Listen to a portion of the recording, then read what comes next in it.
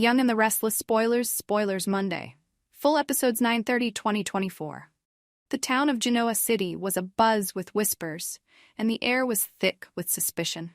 Heather's death had cast a dark shadow over everything. All eyes were focused on Sharon, the woman at the center of the storm, the one being accused of committing the unthinkable. The rumors swirled like a toxic fog, choking any hope of clarity or peace. Everyone knew there was more to the story, but for now, Sharon was the primary suspect, and her family was spiraling in chaos. But in the midst of all this turmoil, something else was brewing. As the drama unfolded around Heather's tragic end, a private jet began its descent toward Genoa City. Tucker McCall, with his characteristic charm and mystery, was coming home. He hadn't been to Genoa in some time, but the memories of the small town lingered with him. The familiar skyline, the scent of the air, and the buzz of the town felt comforting after so long away. However, Tucker wasn't alone.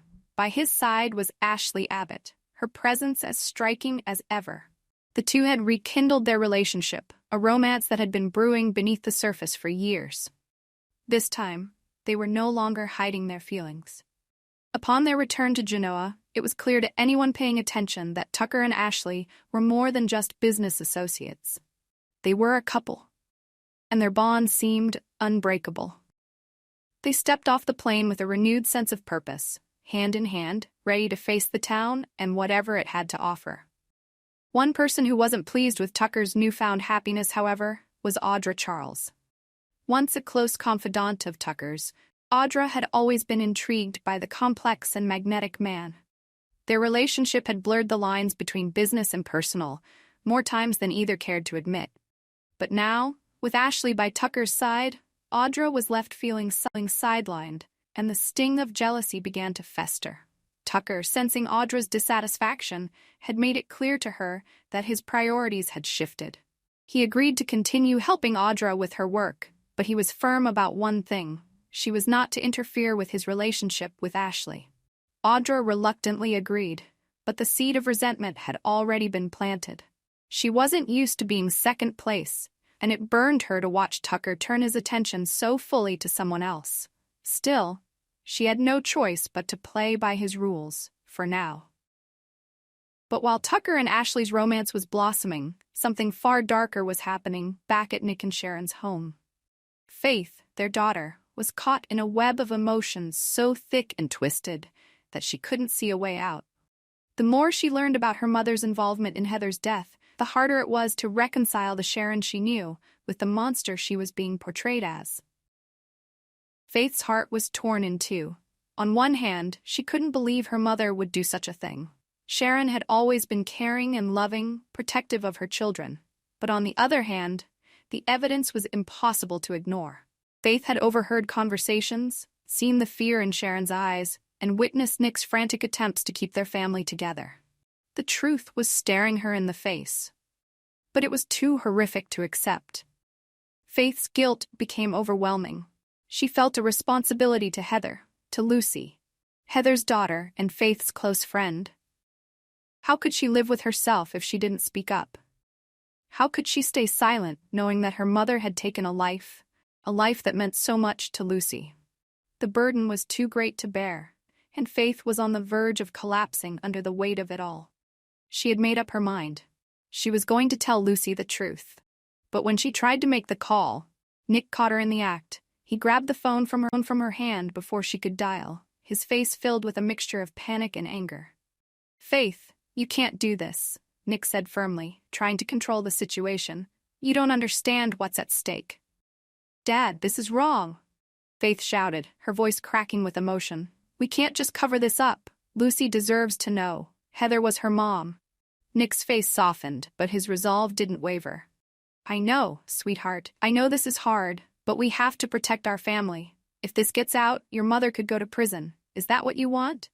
Faith's hands trembled as tears filled her eyes. "No, but this isn't right, Dad. We can't just pretend like nothing happened.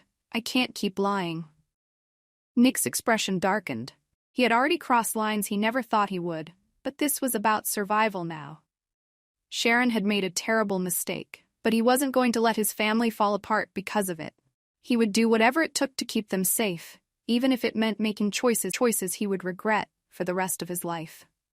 "I'm sorry, Faith," Nick said, his voice low, "but you can't tell anyone about this.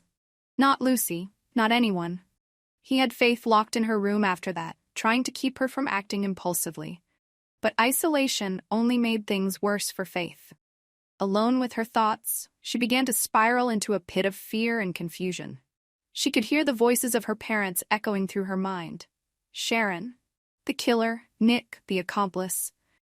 Everything she had believed about her family was shattering before her eyes. In the darkness of her room, Faith began to see images that she couldn't escape. Her mind played tricks on her, conjuring up horrific scenes of Heather's death, of Sharon standing over her lifeless body, and of Nick burying the truth alongside Heather's corpse.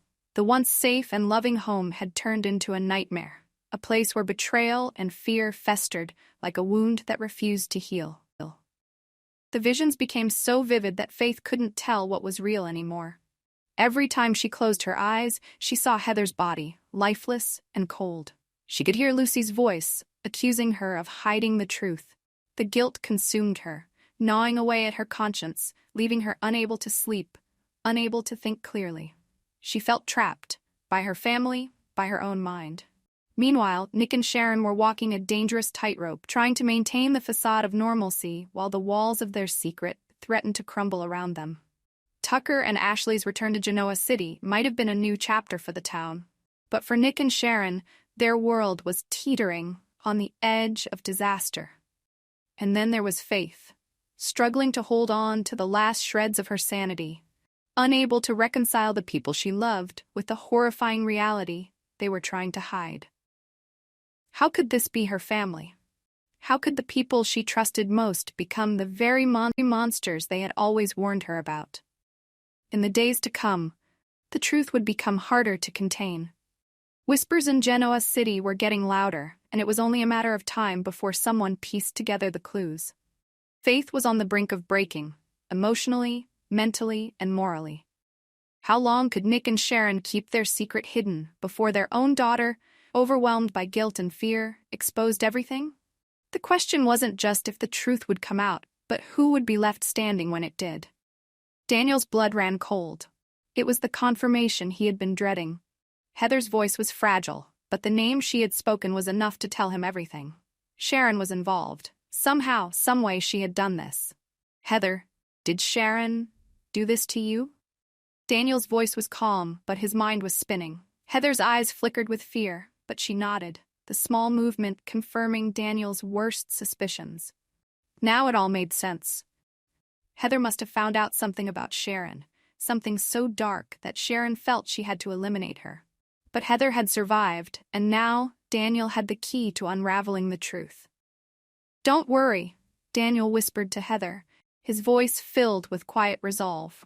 "I'm going to make sure everyone knows what Sharon did. She won't get away with this." For now, though, the world outside remained oblivious to Heather's return. Daniel wasn't ready to go public. He needed more information, more evidence to bring Sharon down. Heather was still weak, and Daniel knew that whoever had attacked her wouldn't stop until they were sure she was gone for good.